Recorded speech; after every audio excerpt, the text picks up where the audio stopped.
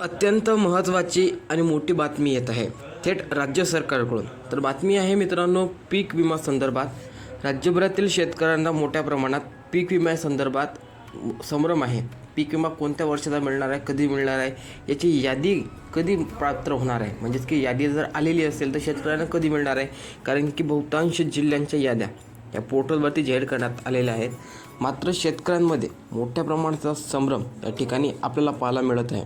राज्य सरकारकडून पीक विमा घोषित करण्यात आलेला आहे, मात्र शेतकऱ्यांच्या खात्यामध्ये ₹1ही अजून आलेला नाही आहे. या संदर्भात सर्व अपडेट पाहणार आहोत. तत्पूर्वी तुम्ही चॅनलवर नवीन असाल त्वरित आपल्या चॅनलला सबस्क्राईब करा आणि बेल आयकॉनवरती सेट करा, कारण की अशा महत्त्वपूर्ण मोठ्या अपडेट तुम्हाला आपल्या चॅनलवरती मिळत राहतात.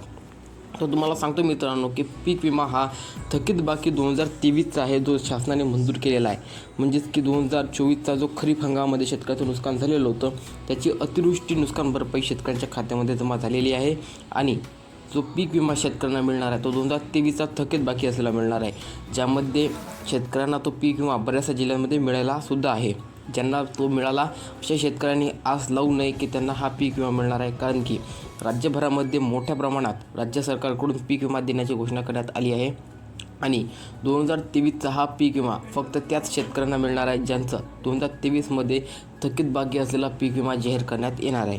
म्हणून राज्य सरकारकडून हा निधी जो जाहीर करण्यात आलेला आहे, हेक्टरी 34 ते 35 हजार रुपये प्रति हेक्टर एवढी रक्कम राज्यातल्या त्या शेतकऱ्यांच्या खात्यामध्ये जमा होणार आहे ज्या शेतकऱ्यांचं नुकसान 2023मध्ये झालेलं होतं. आणि 2024चा पीक विमा अजून मित्रांनो मंजुरी मिळायचा बाकी आहे. मात्र 2024ची अतिवृष्टी नुकसान भरपाई ही शेतकऱ्यांच्या खात्यामध्ये जमा झालेली आहे.